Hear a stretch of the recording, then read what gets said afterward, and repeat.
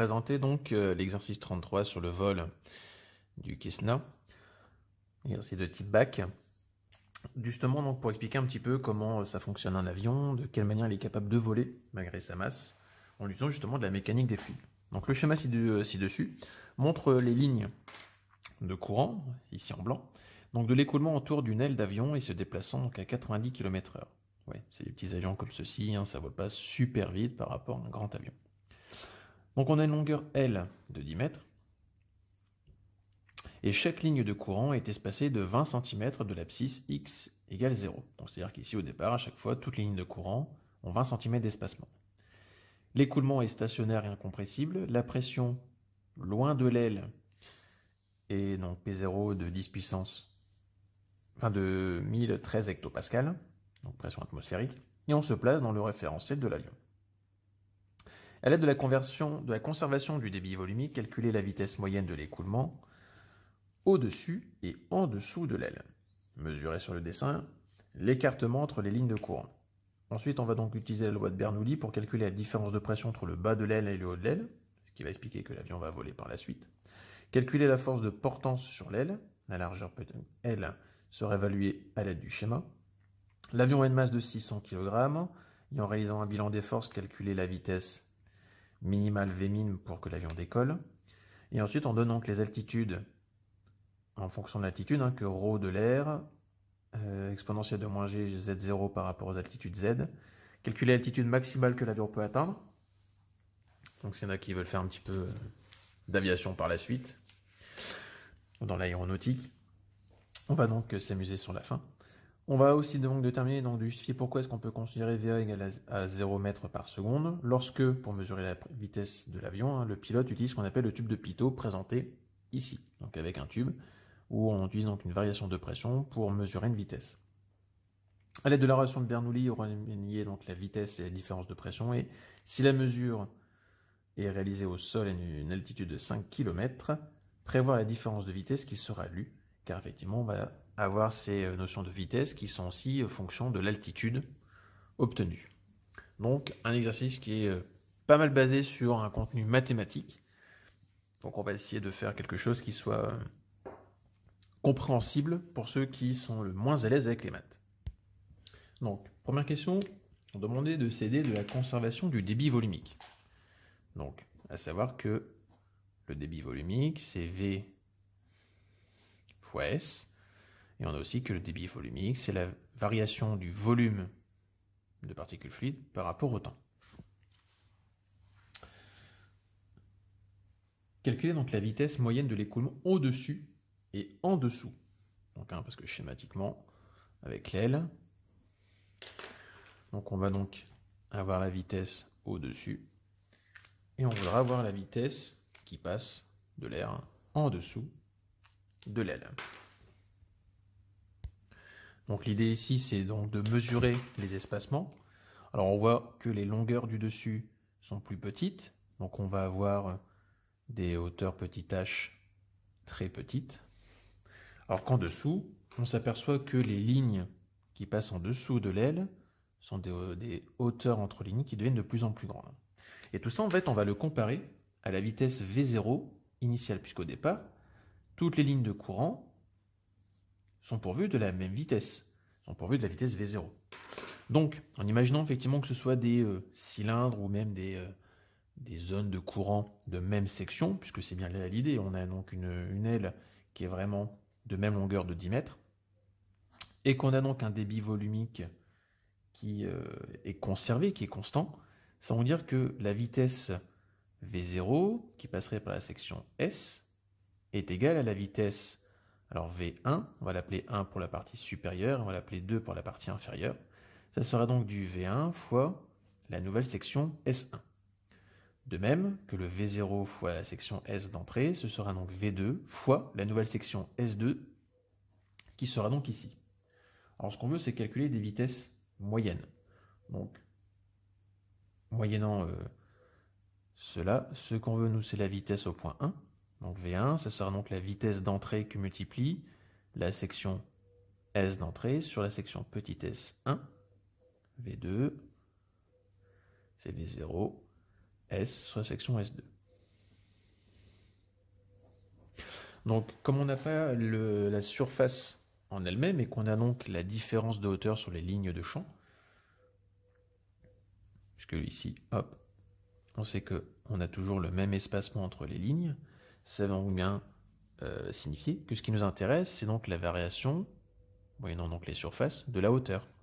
Donc on va très bien assimiler ça à h, donc partant de ce qu'on pourrait appeler le h0, hein, c'est-à-dire ce point-là, par rapport à la hauteur petit h, donc p de h petite, et ici le v0 donc de la hauteur h0 sur la variation, c'est-à-dire le hg pour le h grande. Donc là, par paresse, je ne vais pas faire les mesures, parce que ce n'est pas ce qui m'intéresse le plus dans la démonstration. Ce que je voudrais, c'est effectivement démontrer que mathématiquement, j'ai donc des vitesses qui deviennent plus petites, donc des vitesses plus grandes au-dessus. J'ai donc une vitesse qui va devenir ici v0 multiplié par un terme h qui grandit, donc plus petite, donc la vitesse en dessous est plus petite. À l'aide du théorème de Bernoulli, on calculait la différence de pression entre le bas de l'aile et le haut de l'aile. Donc on va simplement s'appliquer la relation de Bernoulli. 1,5 fois ρ V1 carré, je mets des guillemets pour citer ma formule, plus ρ GH1 plus P1 égale 1,5 ρ V2 carré plus ρ GH2 plus P2. Donc maintenant on utilise ce qu'on a déjà utilisé. Alors nous ce qu'on cherche c'est la variation de pression, c'est-à-dire donc P1 moins P2. Donc ρ G, donc avec V1 on peut donc utiliser son expression, c'est sur le HP carré. Rho G H1. P2 passera de l'autre côté pour avoir le delta P, puisque je cherche la variation de pression qui va s'exercer, est égal à 1,5 de ρ, donc V0, H0, HG, vu que je parlais du grand de tout à l'heure, plus HG. Donc là j'ai HP pour le HP qui était au-dessus, le H petit, et le HG qui était ici le grand. Nous on veut donc le delta P, la variation de pression qui s'exerce dessus. Donc on va avoir 1,5 de ρ, V0 au carré. On va avoir H0 sur HP carré. Ici c'est le G. Ce terme-là passera de l'autre côté, on va donc avoir H0 sur HP carré. Ici j'ai donc plus ρ, G, H grand, HP passe de l'autre côté, moins H petit. Comme ça j'ai des variations positives de hauteur, je prends le grand moins le petit. Voilà, hop, et on obtient cette expression. Donc on aurait pu aussi très bien mettre le H0 en facteur. Là on va s'arrêter déjà à ce niveau-ci, ça fait déjà pas mal de manipulations mathématiques à ce niveau. Donc on a bien donc l'expression de la variation de pression qui vient donc avec la différence de hauteur entre les lignes de champ, à chaque fois donc qui exprimera donc dessus. Calculer alors la force de portance, d'accord, et on donne que la largeur L sera évaluée à l'aide du schéma. Alors déjà, il faut se rappeler ce que c'est que la force de portance, tout au moins que la force. Lorsqu'on veut travailler sur la notion de force de pression, et c'est bien là le cœur du problème, il faut se rappeler donc la relation entre F, alors la pression P, et la surface d'appui sur laquelle va s'exercer cette force. Donc, il ne faut pas oublier, c'est que la pression, c'est donc la force que l'on donne sur la surface d'appui. Nous, on a donc calculé le delta P. Donc, ce qu'on voudrait, c'est en déterminer la force de portance, la force qui s'exerce justement sur les ailes. Et donc, la force F, c'est donc la variation de pression que va multiplier la surface de contact dessus. Donc, on a une largeur L qui sera évaluée. Donc là, on peut prendre effectivement en mesure sur le schéma la valeur de S. On a donc le delta P et le multipliant, on verra donc la force de portance qui s'exerce dessus. Question 4. On demande donc de faire un bilan des forces pour un avion de 600 kg pour justifier, ou au moins pour déterminer, la vitesse minimale pour qu'un avion décolle. Alors, bilan des forces, c'est-à-dire qu'on va imaginer qu'on a un point matériel qui représente l'avion.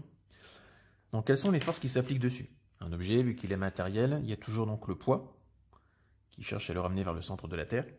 Et là, ici, donc, on a les ailes, et on nous dit que pour l'idée de décoller, c'est qu'on doit donc avoir une force de portance. Cette force de portance, qu'on appelait F juste avant, elle s'exerce à l'inverse du poids, puisque l'idée c'est de porter l'objet. Et donc, puisqu'on cherche à le porter, on a donc P par F. On va faire l'approximation que les forces de frottement sont négligeables.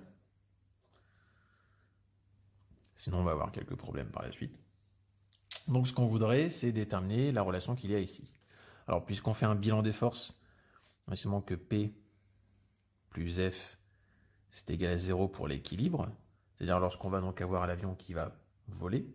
Et bien donc maintenant, puisque je veux que P est égal à moins F, mais attention, une fois qu'on enlève les vecteurs, on passe avec le système de normes, et en enlevant les normes, on va donc avoir que le P, c'était mg, moins F, F c'était le delta P et S.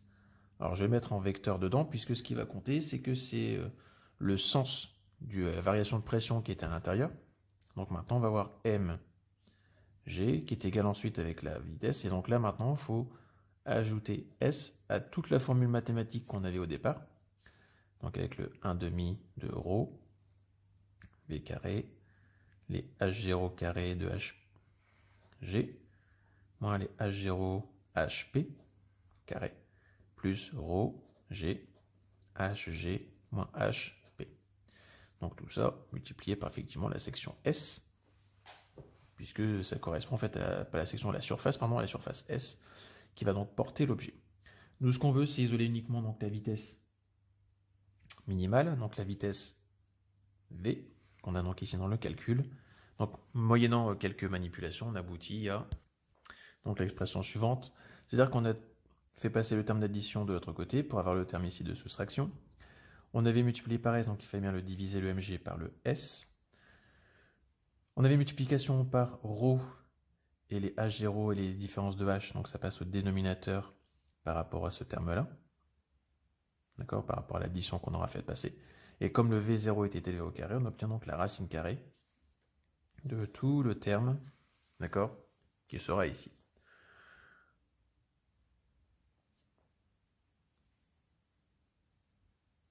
En altitude, donc le ρ de l'air, c'est ρ0 que multiplie l'exponentielle de moins z sur z0, avec z0 qui vaut 8 km. Donc calculer l'altitude maximale que l'avion peut atteindre, en supposant que la vitesse V0 reste inchangée.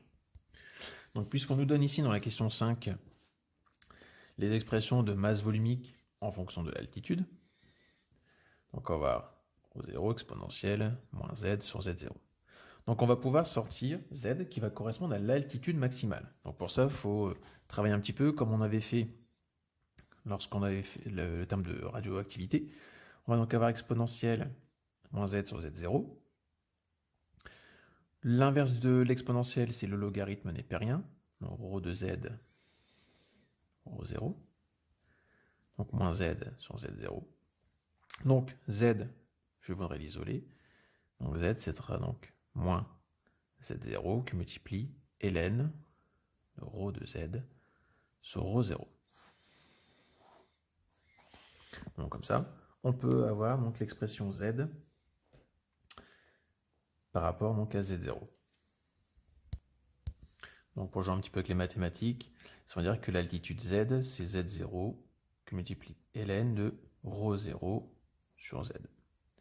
Donc moyennant cela, ça veut dire que z ρ, puisqu'on doit avoir des valeurs positives pour le logarithme, sera plus petite que ρ0. Donc on va avoir des nombres qui vont rester positifs, comme ça on a un logarithme qui va permettre donc d'avoir z plus grand que z0. Donc on va avoir bien effectivement une altitude croissante. Donc, comme on s'est placé à l'altitude maximale, que l'avion maintenant vole, donc il est à l'équilibre, parce qu'on considère que la vitesse est constante. Donc, à l'équilibre, puisque la vitesse est constante, on considère qu'au bilan des forces, ce n'est plus la portance qui va donc primer, mais plutôt ce qu'on appelle la poussée d'Archimède.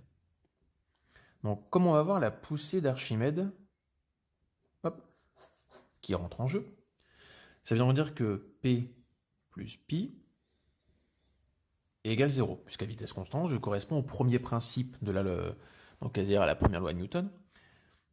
Donc somme des forces égale à 0. Je sais que donc mg doit être égal à moins rho vg, puisque je contrebalance par rapport à la gravité. Rho, c'est nous le rho z, puisqu'on se trouve à une certaine altitude. Et v, c'est le volume qui est déplacé. Volume déplacé du coup par l'aile. Donc, G. Ce qui nous intéresse, nous, c'est d'avoir rho de z. Donc, rho de z, on va avoir moins m divisé par le volume. Alors, maintenant qu'on a enlevé les vecteurs, ce moins disparaît, ça devient une valeur positive, puisque de toute façon, il nous faut une valeur chiffrée positive pour une masse volumique. Et donc, si on s'intéresse à l'application numérique, donc la masse, c'est celle de l'avion, les 600 kg.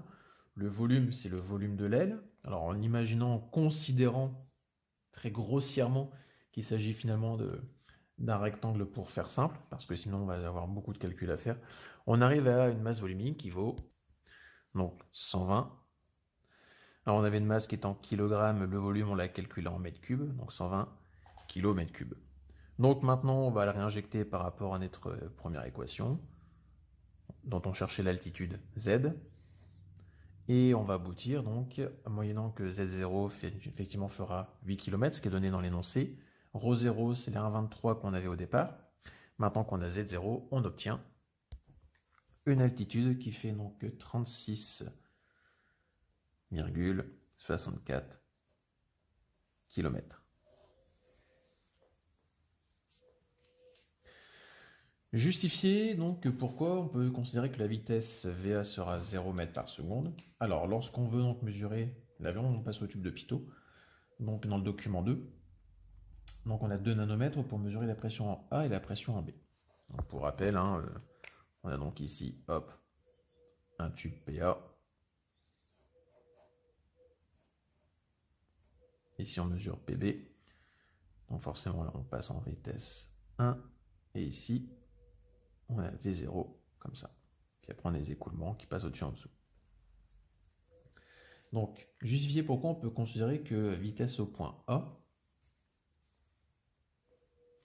est égale à 0 m par seconde.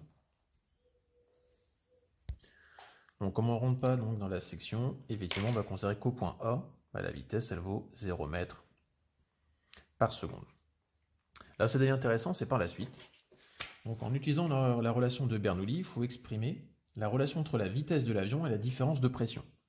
Donc 1/2 de rho, donc VA carré plus rho G HA plus pression point A est égal à pression point B plus rho G HB plus 1/2 de rho VB au carré. Ce qui est intéressant de voir, effectivement, c'est qu'on se place à un endroit où, donc ici, la vitesse au point A était égale à 0.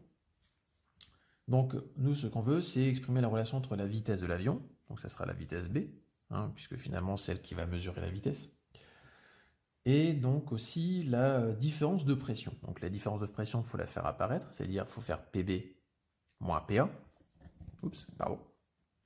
Donc, rho G H A moins HB en facteur, plus PA moins PB, est égal à 1/2 de rho VB carré.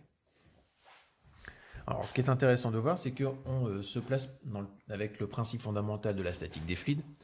Donc, lorsque la pression atmosphérique, elle est aussi égale à une chose en particulier, c'est-à-dire que la pression atmosphérique, c'est la pression qui règne au point numéro A, moins rho G de HA, qui en fait est égal aussi à la PB moins ρ G de HB.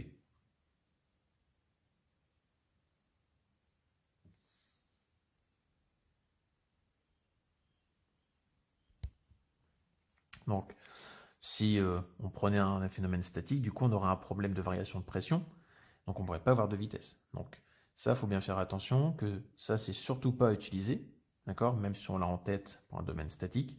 Nous, ce qu'on veut, c'est faire donc une variation de pression. On va négliger donc les variations de hauteur en considérant que dans le tube de Pitot, les variations de hauteur sont suffisamment faibles. Donc, avec HA moins HB négligeable.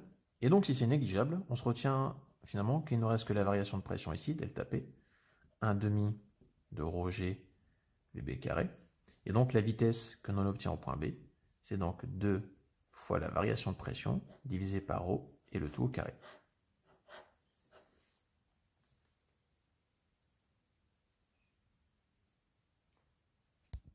Donc, question 8, pour faire un petit peu ici assez court.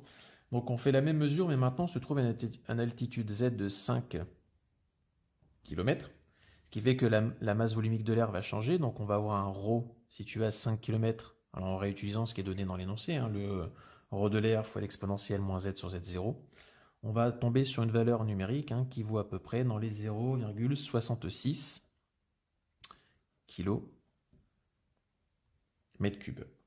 Mais si on utilise ce ρ là, en faisant donc la même vitesse, puisque l'idée c'est de faire la même mesure réalisée au sol, cette vitesse du point B, elle va nous amener donc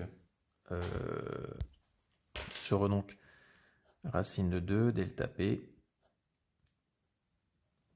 0,66, alors que tout à l'heure, pour VB, on se trouvait donc à 2 delta P sur du 1,23. Donc on demande c'est quelle serait donc la différence de vitesse. Bien en fait la différence de vitesse, si on prend l'association des deux formules qui sont là, donc la delta V, donc l'un moins l'autre, on obtient donc racine de 2 delta P que multiplie, donc on a 1, 0,66 moins 1 divisé par 1,23 pour ce qui est de la variation de vitesse. Donc on a vraiment quelque chose qui est relativement important, puisque 1 divisé par 0,66 moins les 1 divisé par 1,23, on tombe sur une variation de vitesse qui fait donc une variation à 0,70 de 2 delta P. Donc c'est-à-dire qu'on fait quand même une variation de vitesse à 70%.